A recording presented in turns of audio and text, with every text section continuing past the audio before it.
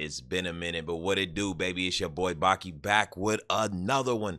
Yo, so a little while ago, I guess they released this game called Castlevania Revamped. And I am a huge, huge Castlevania fan. In fact, we beat every single Castlevania game in order of timeline in the timeline every single year in December. So I'm always down to check out a new game. And this game is one that I wanted to talk about. I'll be leaving a link below how you guys can get access to it, but check this game out.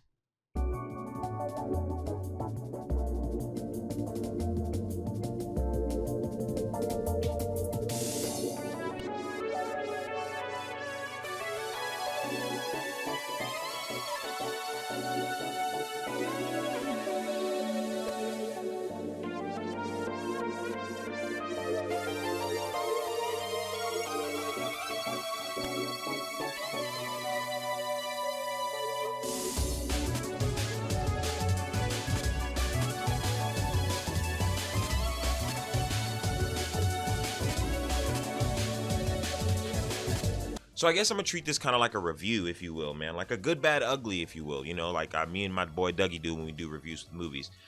This game is amazing.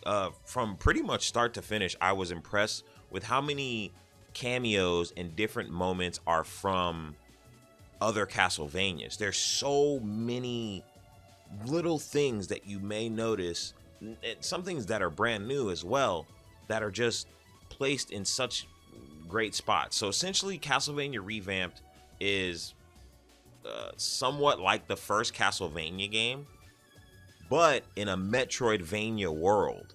So it's long as hell. There's 10, I think 10, maybe 12 bosses or something like that you fight. You end up fighting Dracula at the very end, but it's really, really well done.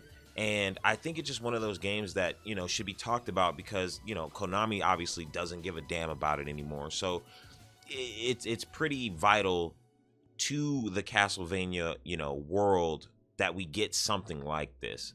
The game handles beautifully. You're able to actually move in the air back and forth, not the the linear one jump. That's all you get direction, which I like because I actually play the NES games like that now. I play with a little mod on it because it just feels a little bit better to me. The game in itself is fantastic. From the music, bro, they're putting in NES versions of songs from like Castlevania Chronicles or Rondo of Blood or Aria of Sorrow, or like I even noticed they had like a couple things from Harmony of Dissonance. There's just so much here, and I'm not even sure if this is a cameo or not, or if they did this on purpose or not, but you get 3 different whips. You get a flame whip, an ice whip, and an electric whip, a thunder whip. That's from Lament of Innocence on the PS2. So I don't know if they cooking like that or what. I don't know if they know that or not, but if that's something else they knew, then dude, this game has that many, it goes that deep with references, and I think that's absolutely incredible. I think it should be talked about. It's not going to be a long video or anything like that. It's just a quick, you guys need to check this game out ASAPO if you haven't done it, bro. I think this should be this new series. Check this out. That's what we're gonna start calling this shit. Check this out. Yeah, absolutely loved it from start to finish. I beat it in about 3.5 hours, and I wasn't trying to 100% it because I wanted the game to be a little challenging. And Metroidvanias in general are usually easy. So because of that factor, I had the Laurel on, automatically making it easier for me, for the first run.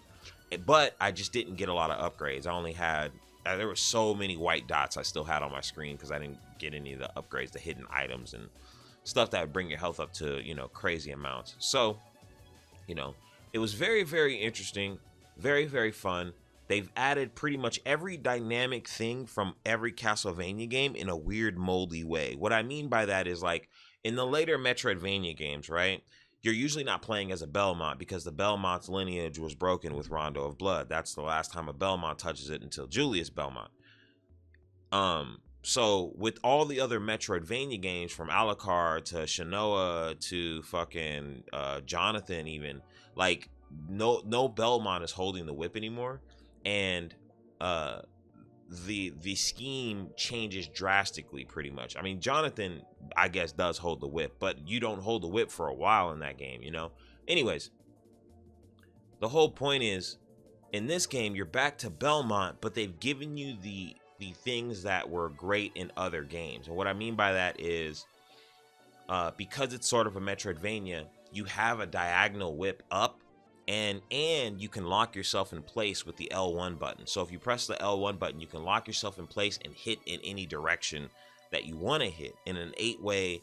It's 8 ways, so you can go anywhere you want with the whip. Now with this game, they make it a little bit more challenging too because of that, and I think that that's fair, because in Super Castlevania 4, when they give you the ability to whip up, there's not a lot of reason to not do it, and you take advantage of the enemies that are on the next stairs. So the game's kind of easy, right? You're just hitting shit above you.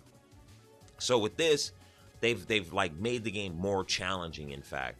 And I really, really like it. There's an item shop. I mean, the game is literally a Metroidvania of Castlevania, man. And you guys should definitely check it out. By the end, I was like teleporting around and just zooming through the map with these crazy abilities. It was such a good time. And I want you guys to check this out. That's it. I'll see you guys on the next one. If you haven't done so, like and subscribe, baby. Love to have you come back. We do everything around here. I'm doing video game reviews. We're doing TV reactions, trailer reactions. I'm telling you guys about old school stuff y'all might have missed out on. I'm always here to give you information. I appreciate you. I hope you guys have a great day. Peace.